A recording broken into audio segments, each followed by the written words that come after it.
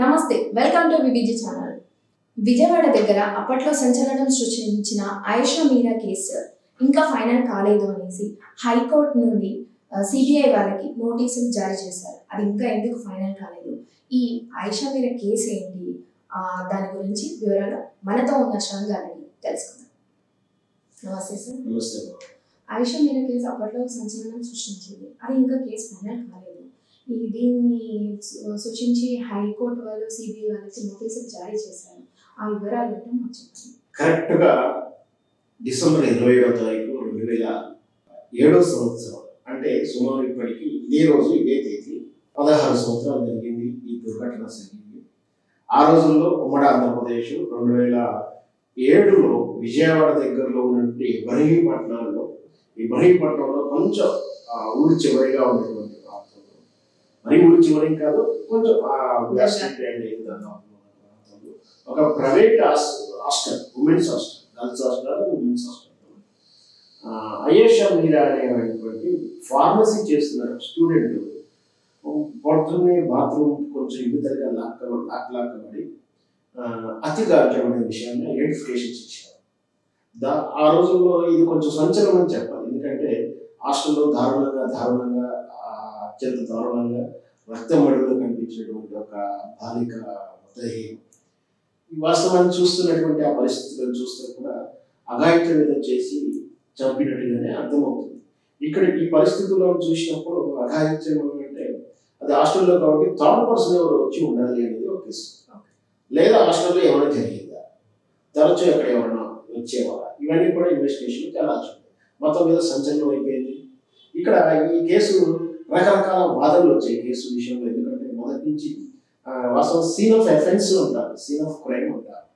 First ఆ crime సీన్ని నిర్లక్ష్యం చేయడం వల్ల ఏం జరుగుతుంది అనే దానికి బెస్ట్ ఉదాహరణ ఈ దేశంలో కానీ ఈ రాష్ట్రంలో కానీ ఉదాహరణ ఆయిషా మీరా కేసు. ఎందుకంటే బహుశా అదేవరో రేప్ చేశారు, ఆ థర్డ్ పర్సన్, ఆ సిసి కెమెరాలు ఏదో ఉంటాయి, అవన్నీ ఐఓ ఇక్కడ ఈ కేసు తాలూకు ఐఓ లేదా ప్రాథమికంగా అక్కడికి సీన్ ఆఫ్ క్రైమ్కి వెళ్ళినటువంటి ఆఫీసర్స్ ఎవరైనా ఉన్నారు, లేదా ఈ కేసు మొత్తానికి ఇన్వెస్టిగేషన్ చేసిన ఐఓ ఆఫీసర్ అంటారు, ఇన్వెస్టిగేషన్ ఆఫీసర్, వీళ్ళ నిర్లక్ష్యము లేదా కేర్లెస్ లేదా అతి విశ్వాసము లేదా లాలుచి, ఈ లాలుచి నేను స్పష్టంగా చెప్తాను. అంటే కేర్లెస్, ఈ కేసు ముందులే ఏదో మర్డర్ చేశారు, చనిపోయింది, ఈ ధోరణి పోలీసులలో సహజంగా ఉంటుంది. ఎందుకంటే వాళ్ళు రోజు మర్డర్లు, ఎన్నో రకాల మర్డర్లు కేసులు చూస్తూ ఉంటారు కాబట్టి ప్రతి కేసు ఏదో ఎవడో చంపుతారు, ఇది తెలిసిపోతుంది విషయం కదా. అమ్మాయి కాబట్టి ఏదో ఎవరు ఉంటారు, లేదా ఎవడో అలాంటి వచ్చి తీసి చంపేసి వెళ్ళిపోతారు, దానికి ఏముంది లేక ఒక కేర్లెస్ ధోరణి.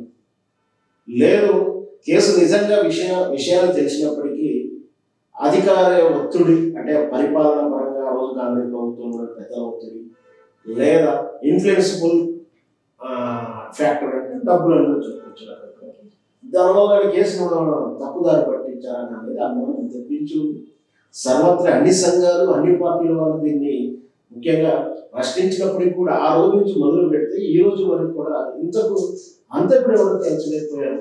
ఈ పోలీస్ విభాగం చేసినటువంటి ఆ రోజు ఎస్పీ రంగనాథ్ అని కానీ ఆ రోజు అక్కడ విజయవాడ ఐఓ, ఆ కేసు ఆయిషా మీరా విజయవాడ ఐఓ ఉన్నటువంటి రంగనాథ్ గారు తెలంగాణ సెక్టర్లో ఉన్నారు. ఆయన ఇప్పుడు ఇక్కడ పనిచేస్తున్నారు.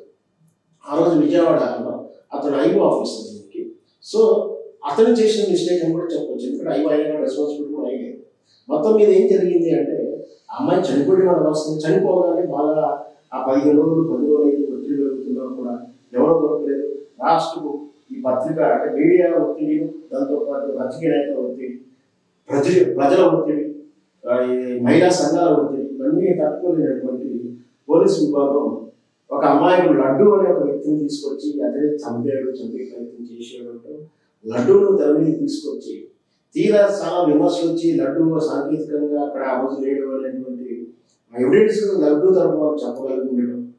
సార్ అది కావచ్చు, ఇక్కడ కక్కలు కావచ్చు, మొత్తం మీద లడ్డూను తెర మీద తప్పించేసి కొత్తగా సత్యం బాబు అనే ఒక ముందు తీసుకొచ్చి అక్కడ చిల్లర నేరస్తుంది. వాస్తవానికి ఏంటంటే అతను ఆ చిన్నపాటి గోడ దుంకేసి ఆ బయట ఉన్నటువంటి ఐరన్ ముక్కలు ఇక్కడ ఉంటాయి కదా మనకు ట్యాప్స్, అవి ఒప్పుకొని వెళ్ళిపోవడాలు, అట్లా చిన్న చిన్న ఉంటారు.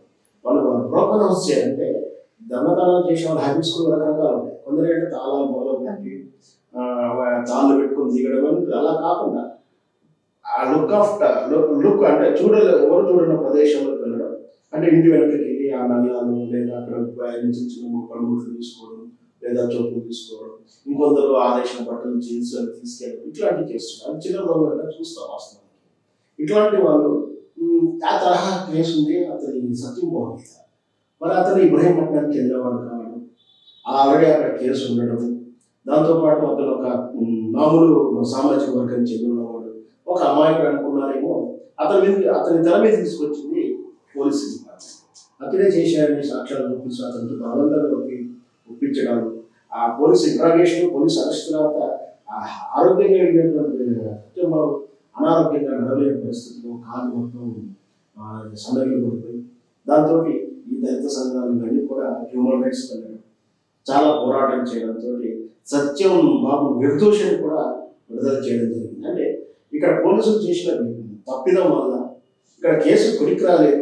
ఒక లడ్డూను ఒక సత్యం బాబు బలి అవ్వాల్సి వచ్చింది. సత్యం బాబుకు సుమారు నాకు తెలిసి 5 ఏళ్ళు 4 ఏళ్ళు జైలు జీవితం గడిపారు. ఆ జీవితాన్ని ఎవరు తెచ్చి ఇవ్వాలి? అతను పడ్డాడు బాధ కానీ నరకం కానీ అలా అమ్మ ముసలావిడ పడేటువంటి నరకం, దాంతో ఎవరు ఎవరు బాధ్యత వహించాలి? మళ్ళీ కూడా సత్యం చట్టాల్లో ఉన్నటువంటి కొంచెం లోటు అని చెప్పవచ్చు.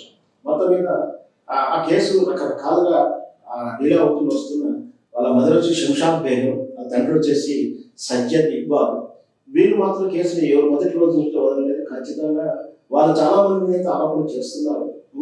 మొత్తం మీద ఈ ఆయేషా బేగం మదర్ మాత్రం మొదటి నుంచి కూడా ఒక 2-3 సస్పెక్ట్ చేస్తూనే ఉంది. బట్ వాళ్ళు కూడా కాదని కూడా పోలీసు విభాగం కూడా చెప్తుంది. అంటే టోటల్గా అర్థం ఏంటంటే అక్కడ సీన్ ఆఫ్ క్రైమ్ సీన్ నిర్లక్ష్యం చేయడం వల్ల క్లూస్ దొరకలేదు. ఎవడో ఒక కొత్త అనామికుడు చేసినటువంటి హత్యగా చూడవచ్చు, లేదు చాలా తెలివిగా సాక్ష్యాలు వదలకుండా చేసి ఒకే నేరం చేసిన వ్యక్తి ఉండొచ్చు. ఎందుకంటే జనరల్ హ్యాబిచువల్ నేరస్తులు ఏంటంటే ఇలా తరచూ నేరాలు చేస్తుంటే ఫస్ట్ 2-3 దొరకడం, తర్వాత 3-4 నేరం క్రైమ్లో దొరుకుతారు.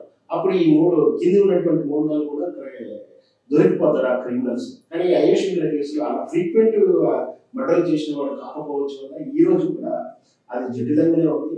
దీన్ని నిర్లక్ష్యం చేస్తూ దర్యాప్తు ఈ రోజు కూడా చేయనందుకు మళ్ళీ ఆయేషా మీరా హైకోర్టును ఆశ్రయించడం జరిగింది. హైకోర్టు మరి ఇన్నేళ్ల తర్వాత కూడా సిబిఐ దర్యాప్తు పూర్తిగా చేయలేదు. దర్యాప్తు ఇంకా ముందు కూడా జరుగుతుంది. మీరు ఎప్పటి వరకు చేస్తారు, మీరు ఎంతవరకు చేశారు, ఏం జరిగిందో రిపోర్ట్ ఇవ్వమంటూ కోర్టు నుంచి ఈరోజు సిబిఐకి ఒక నోటీస్ కింద సూచనలు చేసిందని చెప్పవచ్చు. సో వెరసి సరిగ్గా ఇదే డిసెంబర్ 27వ తారీఖు చేయడం అంటే ఒక రకంగా ఆయేషా మీరాకు ఆత్మశాంతి కూడా చెప్పచ్చు.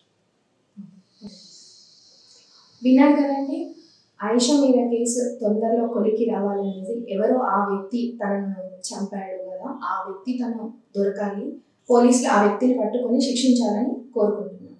మరిన్ని వార్తలతో నేను